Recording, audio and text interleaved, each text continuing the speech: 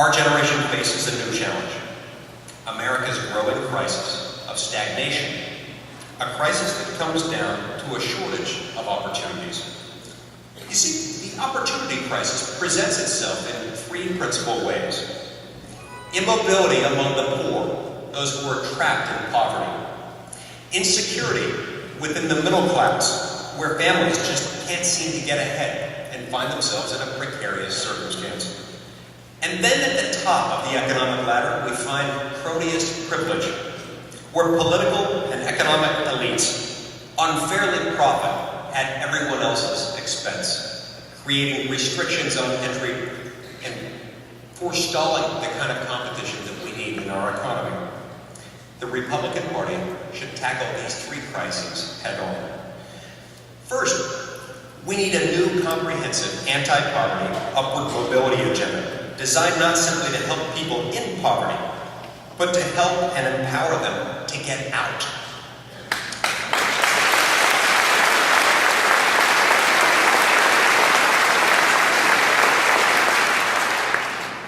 My home state of Utah can serve as something of a model in this respect. Recently, the Salt Lake City metropolitan area was ranked by a national magazine as the #1 community in the United States for upward mobility. There are good reasons for this. In addition to a well-managed, limited government, where jobs and opportunity abound, Utah is also home to an enormously successful private welfare system. A private welfare system that's led by churches, businesses, and community groups and volunteers all working together. We understand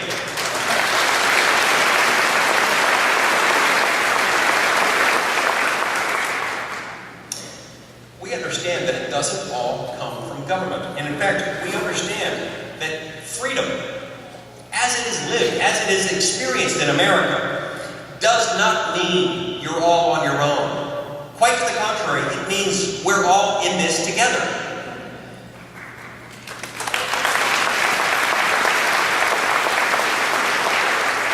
And so this agenda must include, but it must also transcend welfare reform. Additionally, we need to reform education, housing, immigration, healthcare, and our criminal justice and prison systems. This new agenda has to recognize that work for able-bodied adults is not a necessary evil. Work is instead an essential pathway to personal happiness and prosperity.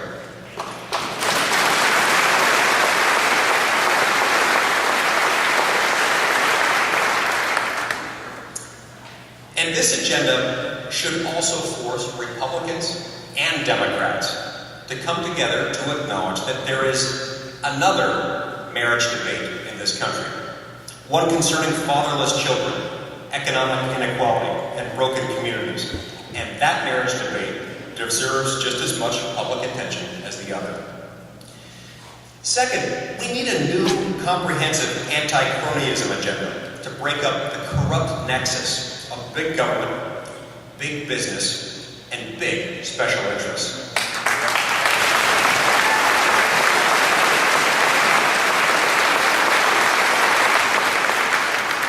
We need a new corporate tax code and a new regulatory system, one that will eliminate lobbyist loopholes and big giveaways, one that will level the playing field between businesses, big and small, and foster a dynamic, globally competitive private sector. You see, the left today no longer represents the little guy.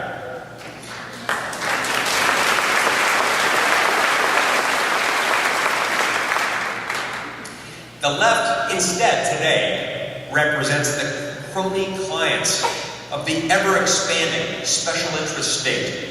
Progressives have become the party of Wall Street, K Street, Pennsylvania Avenue, and everything else that is corrupt in America.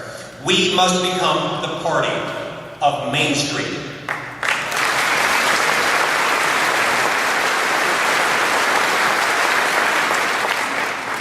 Which brings me to the third essential element of our reform agenda, a new conservatism for the working and and the middle class.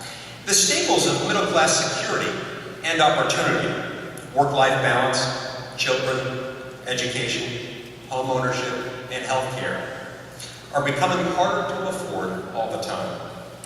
Progressives say that we just need more programs to give more working families more government money.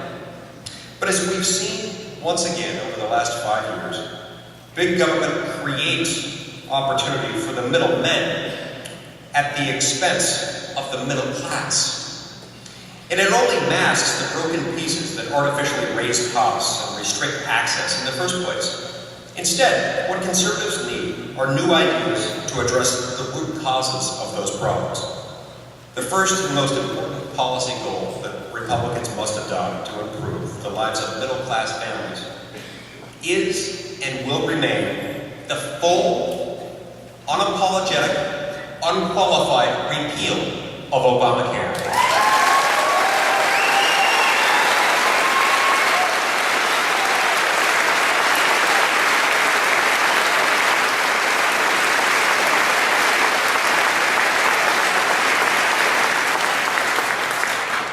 And it's important that we understand why, and that we be prepared to explain why to our fellow citizens. Healthcare, you see, is one of the main reasons why the cost of living for the middle class continues to go up year after year after year. And it is at the same time the main reason why government spending and government debt are spinning out of control.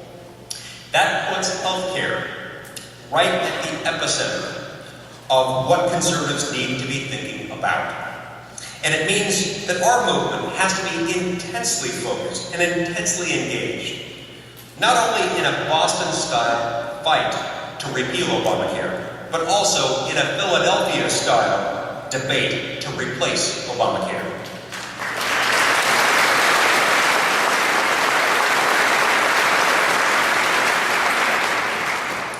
Now, make no mistake, that debate is not over. This isn't the end, this isn't even the beginning of the end, this is only the end of the beginning. It took Obamacare to get Republican health care policy innovation off of the sidelines. But we're finally in the game. And today, conservative ideas are not only superior to Obamacare, they may well result in ideas that will prove superior, far superior in fact, to the old status quo before Obamacare. Now, too many people in Washington today seem to believe that on any issue, Republicans should have one plan, and only one plan from the outset. One that everyone in the party just supports dutifully and in lockstep. Or that the only alternative is to have no plan at all. But unity cannot, must not, and will not come at the expense of creativity. The day will come when Republicans need to unite behind a healthcare plan. But today, we need as many as we can possibly come up with.